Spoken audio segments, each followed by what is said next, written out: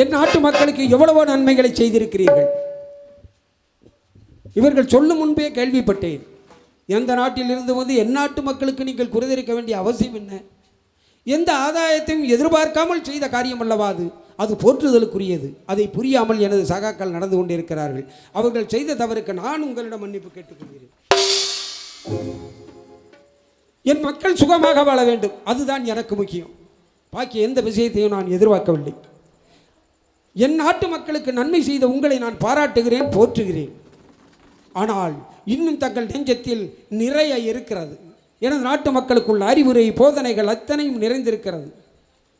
அதை நானும் புரிந்து கொள்ளும் அளவு சற்று தெளிவாக சொன்னீர்களானால் புரிந்து கொள்வேன் அல்லவா? பசித்தவன் புசிக்க வேண்டும், தாகத்தில் திணைத்தவன் தண்ணீர் அருந்த வேண்டும் என்பது சாலச் சிறந்தது. தாங்களே மனம் விரும்பி எம் மதத்தின் மறைவிளக்கத்தை வினவுகின்ற போது எடுத்துரைக்க நான் சித்தமாய் இருக்கிறேன். எகிப்த நாட்டை ஆண்டது பார்வோன் என்னும் மன்னன். அம்மன்னன் தன் நாட்டின் அடிமை பணிகளை மேற்கொள்ள ஆட்களை தேர்வு செய்யும் பொருட்டு இஸ்ரேல் நாட்டில் மிக மிக வறுமையில் வாடிய பல மக்களை அங்கிருந்து குடிபெறச் செய்து தம் எகிப்து நாட்டில் குடியமர்த்தி அது நாள் முதல் எகிப்து நாட்டின் அருவறுக்கத்தக்க அடிமை பணிகளை இந்த இஸ்ரேல் மக்கள் செய்து வருமாறு அறிவுறுத்தி அதன் பேரில் சில உபாதையை கொடுத்து வந்தான். இதை அறிந்த பார்வோன் மன்னன் வளர்ப்பு மகன் மோயிசன் தன்னை வளர்த்த தந்தைக்கு தெரியாமலே பற்பல உதவிகளை அந்த இஸ்ரேல் மக்களுக்கு செய்து வந்தான். அது அந்த மக்களுக்கு பெரும் ஆறுதலாய் இருந்தது. இருப்பினும் இந்த துன்பக்களத்திலிருந்து நாம் நிரந்தரமாக விடுவித்துக் கொள்ள வேண்டுமே என்ற எண்ணம் கொண்ட இஸ்ரேல் மக்கள் சதா சர்வ காலம் ஜெபம் செய்து இறைவனிடம் சமர்ப்பித்து விடுதலை விரும்பி வந்தனர். இதை அறிந்த இறைவன் அந்த இஸ்ரேல் மக்களை தம் அளப்பரிய மக்களாக தேர்வு செய்து கொண்டு விடுவிக்க எண்ணம் கொண்டார். எகிப்து நாட்டின் ஆளுமை எல்லையாக கருதப்படுவது செங்கடல். அந்த செங்கடலுக்கு அப்பால் உள்ள பாலும் தேனும் பொழியும் கானான் தேசத்தில் இந்த இஸ்ரேல் மக்களை இறைவன் குடியமர்த்தினார். துன்பக்களத்தில் துவண்ட மக்கள் சுதந்திரமாக விடுதலையான போது இறைவன் சித்தப்படி வாழாமல் சமுதாய சீர்காடான பல பாவச் செயல்களை செய்து பாவ படுகொலையை வீழ்ந்து கிடந்தனர். இதை அறிந்த இறைவன் அவள் மனம் மாறி வாழ ஏதுவாக மறைமுகமான அம்மை, பேதி, காய்ச்சல் போன்ற கொள்ளை நோய்களை இறைவன் அனுப்பினார். அதையும் அந்த மக்கள் அறிந்திராமல் மீண்டும் மீண்டும் பாவச்செயலில் ஈடுபட்டு வந்ததால் சீனாய் மலையில் கற்பலகையில் 10 கட்டளையை இறைவன் வடிவமைத்து 10 கட்டளை என்று கூறுகிறீர்களே? ஆம் மன்னர் அவர்களே, புரியவில்லை. 10 கட்டளை என்றால் என்ன? விளக்கம் சொல்கிறேன். அந்த 10 கட்டளைப்படி இந்த இஸ்ரேல் மக்கள் வாழ வேண்டும் என்று இறைவன் அறிவுறுத்தினார். முதல் கட்டளை உமக்கு கர்த்தாவாகிய சர்வேஸ்வரரை நாமே நம்மை தவிர வேறு தெய்வம் இல்லை என்பதாகும். தாய் தந்தைகள் பல பிள்ளைகளை பெற்று பேணி பாதுகாத்து அவர்கள் வாழ்க்கை தரம் இப்படித்தான் அமைய வேண்டும் என்று கங்கணம் கட்டிக்கொண்டு தன் உடல் பொருள் ஆவி அனைத்தையும் செலவழித்து திருநிலைப்படுத்துகிறார்கள்.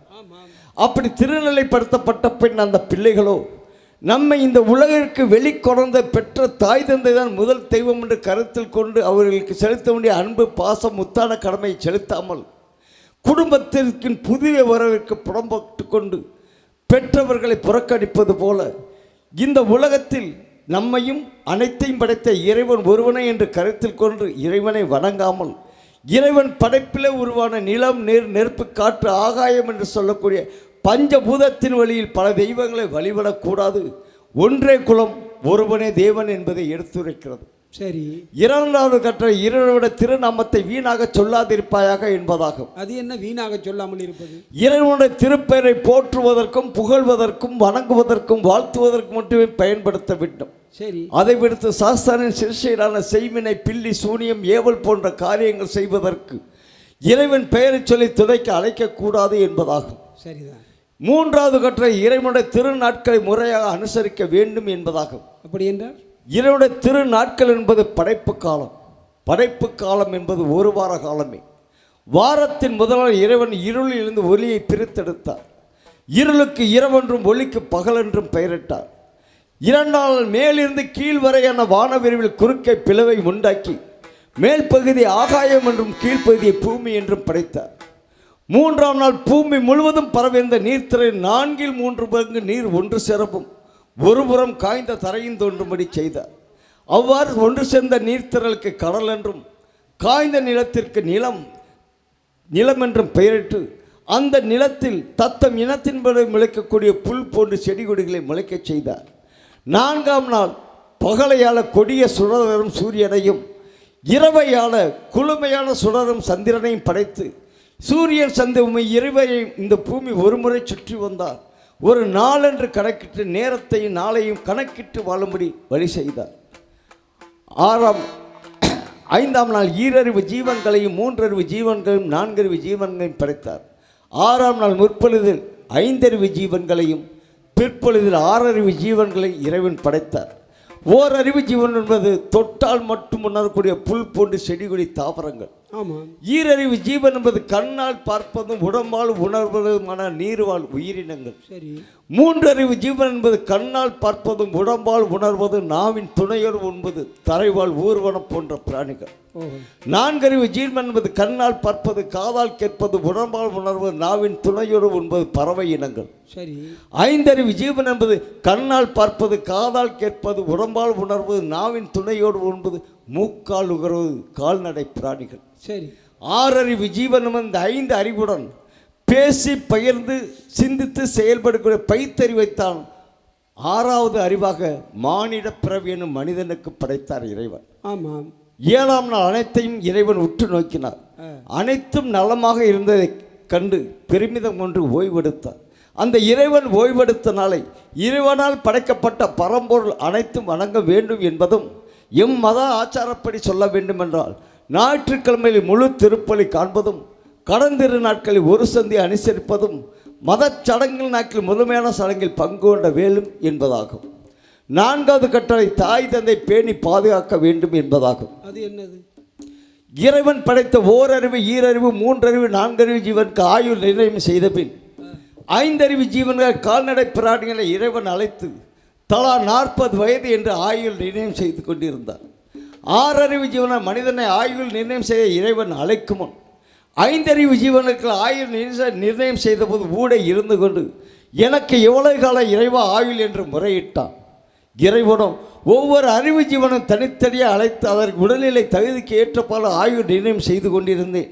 6 அறிவு ஜீவனான உண்மை ஆயுள் நிர்ணயம் நான் அழைக்கும் முன் 5 அறிவு ஜீவன்களுக்கு ஆயுள் நிர்ணயம் செய்தவர் நீ ஊடை இருந்ததால் உமக்கு 40 வயதா என்று இறைவனை திருவாய் மொழிந்தார். மானிட பிறவி மனிதன் போராடினான். நான் மானிட பிறவி மனித பிறவி ஆளப் பிறந்தவன், எனக்கு ஆயுளை அதிகரித்து கொடு இறைவா என்று மன்றாடினான்.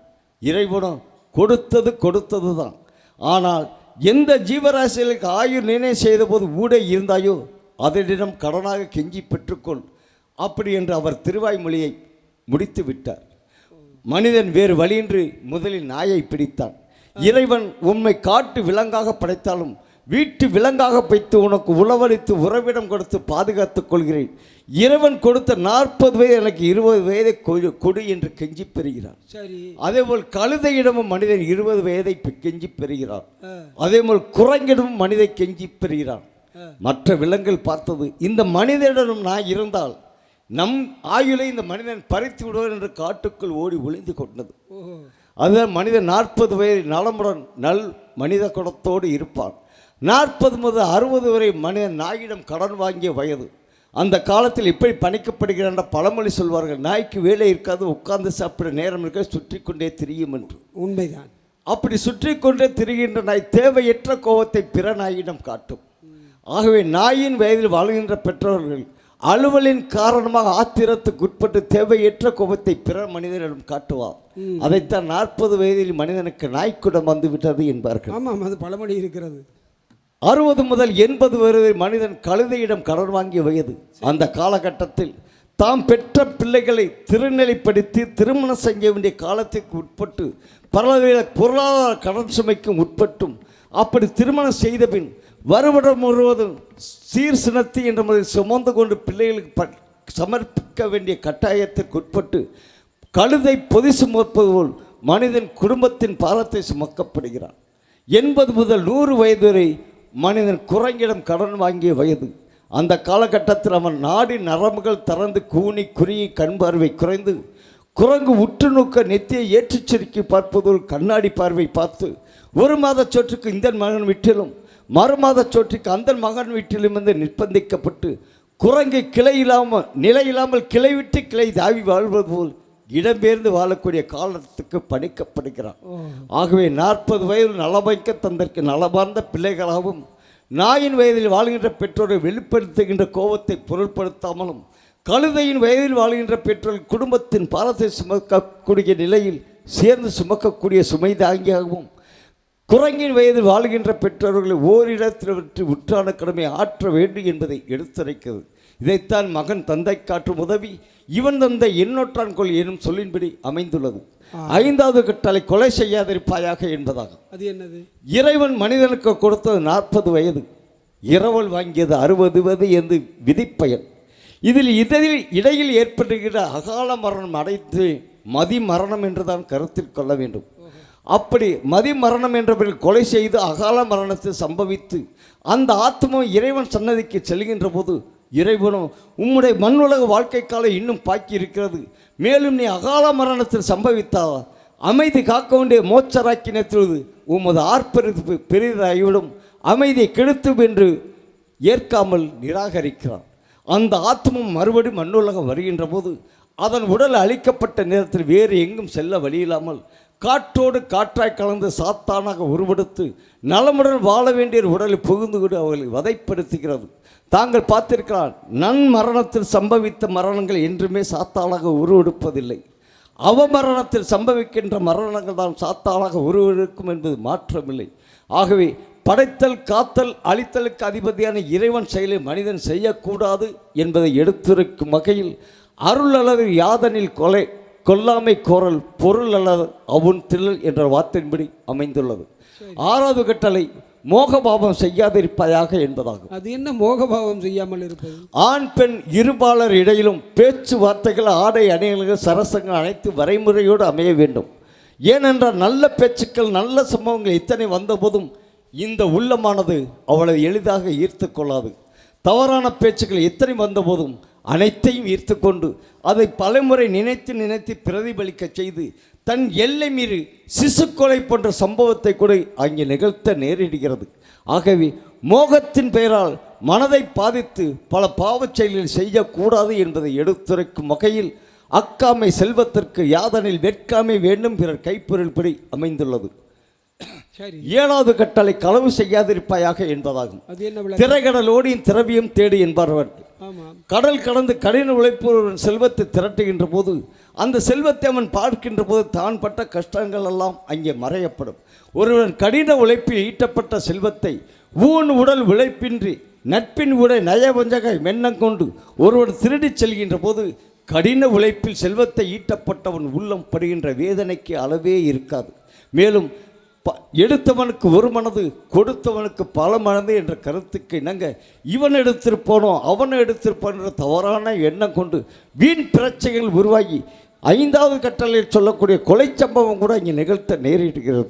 ஆகவே அவனவன் உழைத்த திரவியத்தை தான் வாழ வேண்டும், பிறர் பொருளை அபகரிக்க கூடாது என்பதை எடுத்துரைக்கும் வகையில் உள்ளத்தால் உள்ளதும் தீதே கள்ளத்தால் கல்வம் என்ற வார்த்தையின்படி அமைந்துள்ளது. 8வது கட்டளை பொய் சாட்சி சொல்லாது இருப்பாயாக என்பதாகும். மனச்சாட்சி தான் தெய்வ சாட்சி என்பதாகும்.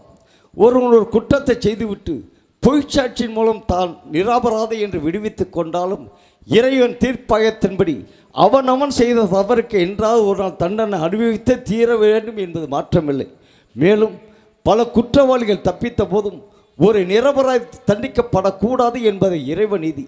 பொய் சாட்சியின் மூலம் ஒரு நிரபராய் தண்டிக்கப்படுகின்ற போது இறைவன் தீர்ப்பாயத்தின்படி அந்த பொய் சாட்சியை சொன்னவன் இறுதி நிலையில் தவறு செய்தவன் தண்டனை விட பல மடங்கு தண்டனை இறைவன் சித்தப்படி அவன் அனுபவிக்க வேண்டி இருக்கும்.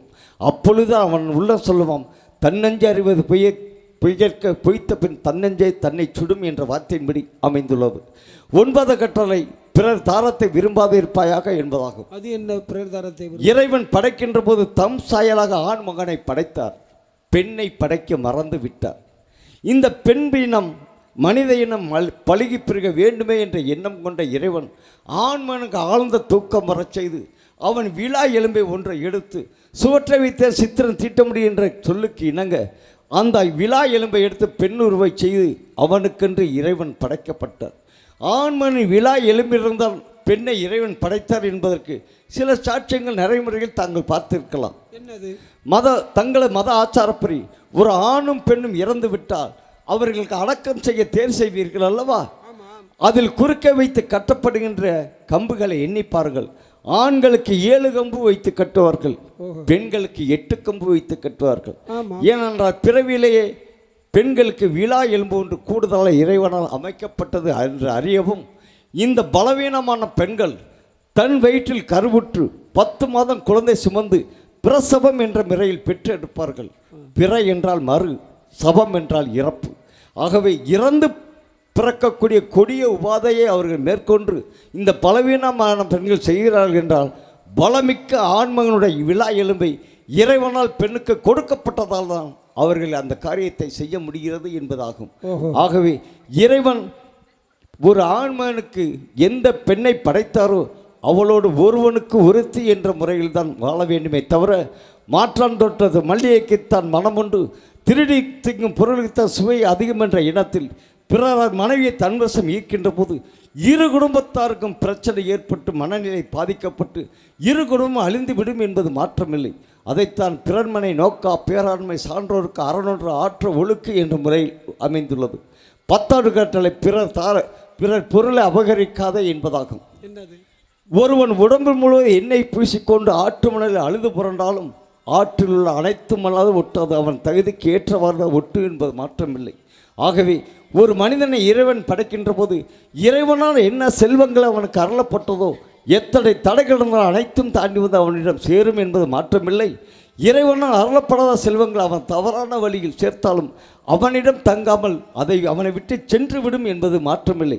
ஆகவே இறைவா என்னை படைத்தாய், எனக்கென்று என்ன அருளப்பட்டாய், அதை கொடு, உள்ளதை வைத்து நல்ல வாழ்க்கையில் வாழ்கிறேன் என்ற வாழ வேண்டும். அதை விடுத்து பொலியை புரட்டு போடுவதும் பொய்ப்பத்திரம் போட்டு சொத்து சேர்ப்பதும் தவறான வழியாகும். அது அவனிடம் தங்காமல் செல்கின்ற போது இறைவனால் இவனுக்கு அருளப்பட்ட செல்வமும் சேர்ந்தே சென்றுவிடு என்பது மாற்றமில்லை. அதைதான் நடுவு இன்றி நட்பொருள் வெட்கின் குடி என்று குற்றமும் தகும் என்பதாகும். இந்த 10 கட்டளைகளும் 2 கட்டளையில் அடங்கும் மன்னரவர்களே.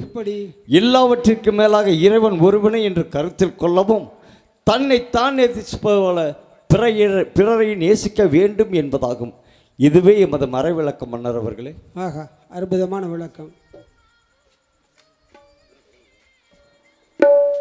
தாங்கள் சொன்ன கட்டளைகள் அனைத்தையும் ஏற்றுக்கொண்டேன்.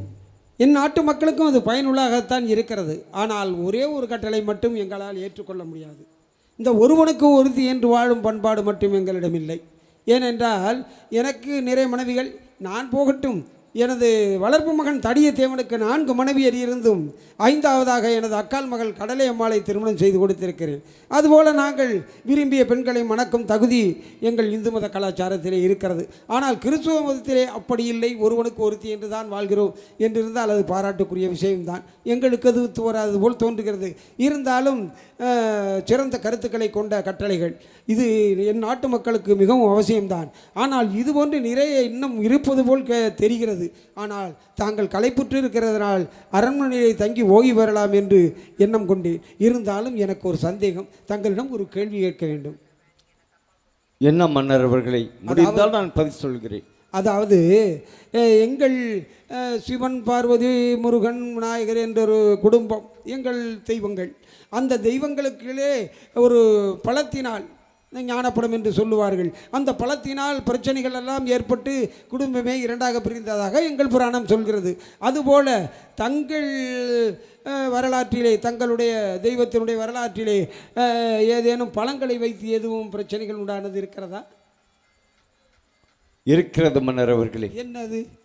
இறைவன் ஆண்மகனை முதல் படைத்து அவனுக்கு ஆதாம் என்று பெயரிட்டார்.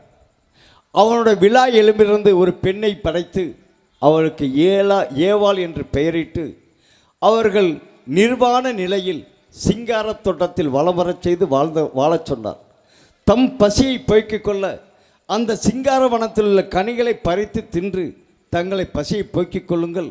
ஆனால் ஒரே ஒரு மரத்து கனியை மட்டும் சுட்டி காட்டி இந்த மரத்தில் உள்ள கனியை மட்டும் கொய்து திங்கார்கள் என்று இறைவன் விலக்களித்தார். அதேபோல் அந்த ஆதாமும் ஏவாளும் அந்த நிர்வாண நிலையில் மற்ற கனிகளை பறித்து தின்று பசியை போக்கி வாழ்ந்து கொண்டிருந்தார்கள். மற்ற கனிகள் தீர்ந்ததால் வெகு தொலைவில் சென்று கனியை பறித்து வெறு சிரமத்தோடு உண்டு வந்தபோது சாத்தான் என்பது பாம்பாக உருவெடுத்து இந்த கொய்து திங்கக்கூடாது என்ற மரத்தில் ஏகப்பட்ட கனிகள் இருந்ததை கண்டு அதில் சில கனிகளை பறித்து கொண்டு ஆதாமிடம் கொடுத்து இந்த கனியை தின்னுங்கள், கனிக்காக ஏன் இவ்வளவு அலைகிறீர்கள், அருகில் இருக்க இதை சாப்பிடுங்கள் என்று சொன்னபோது இறைவன் அந்த கனியை கொய்து திங்கக்கூடாது என்று விலக்களித்திருக்கிறார். ஒரு காலம் மீற மாட்டேன் என்று நிராகரித்தார். சரி, அந்த சாத்தானாக பாம்பானது இவன் சொன்னால் கேட்க மாட்டார் எண்ணத்தில் ஏவாளிடம் சென்று இந்த கனி அருமையாக இருக்குது, ருசியாக இருக்கிற கனிக்கு ஏன் அலைகிறீர்கள், இதை சாப்பிடுங்கள் என்று சொன்னவுடன் அந்த ஏவாளும் இறைவன் கொய்து திங்கக்கூடாது என்று நிராகரித்த கனி திங்க மாட்டேன் என்று மறுத்திருக்கிறார்.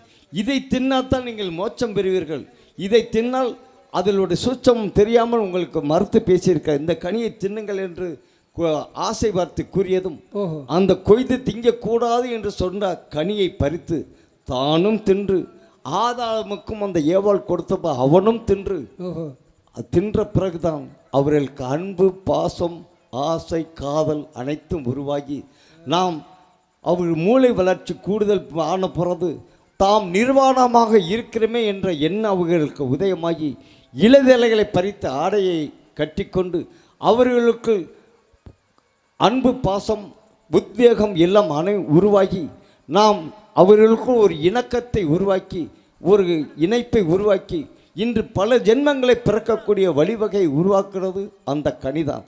ஆகவே இறைவன் கொய்து திங்காதே என்று விளக்கப்பட்ட கனிதான் கொய்யாக்கனி. கொய்யாக்கனியா? ஆமன்னர் அவர்கள். என்ன இப்படி கூறுவீர்கள்? கொய்யாக்கனிக்கு இப்படி ஒரு விளக்கமா? அது இறைவனால் அர்ச்சிக்கப்பட்ட கனி, இறைவனால் புகழ் பெற்ற கனிதான் கொய்யாக்கனி.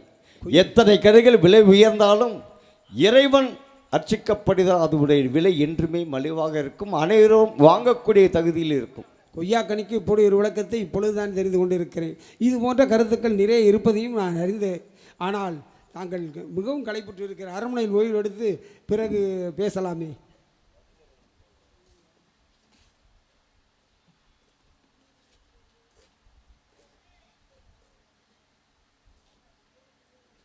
இது எனக்கு வந்த கடிதம் இல்லை, தங்களுக்கு வந்து.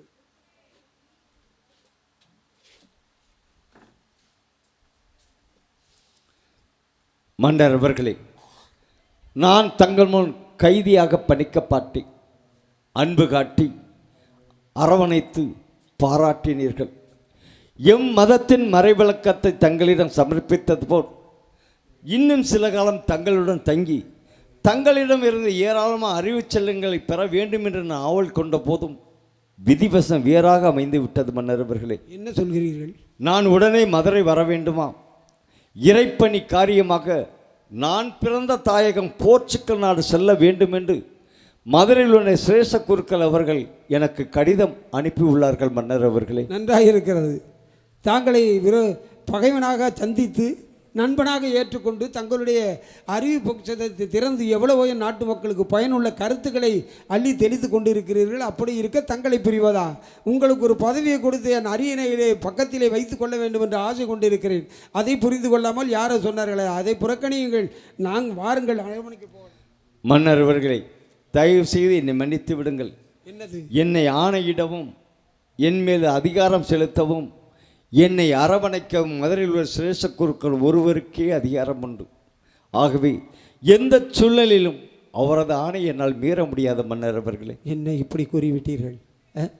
நான் என்ன செய்வது? தங்களை பிரியவும் மன வரவில்லை. தங்களை நண்பனாக்கி கொண்ட பிறகு பல நல்ல விஷயங்களை நான் தெரிந்து கொண்டிருக்கிறேன். சரி, உங்கள் தலைமையிடத்து என் கட்டளையை மீற முடியாது என்கிறீர்கள், சென்று வாருங்கள். ஆனால் மீண்டும் இந்த மன்னிப்புக்கு வர வேண்டும். என்னை வந்து நீங்கள் சந்திக்க வேண்டும். அதை நான் எதிர்பார்ப்பேன். இறைவன் சித்தம் எதுவோ அதுவே உரிய நேரத்தில் மன்னர் நிறைவேறும். அவர்களே, வாருங்கள், போகலாம்.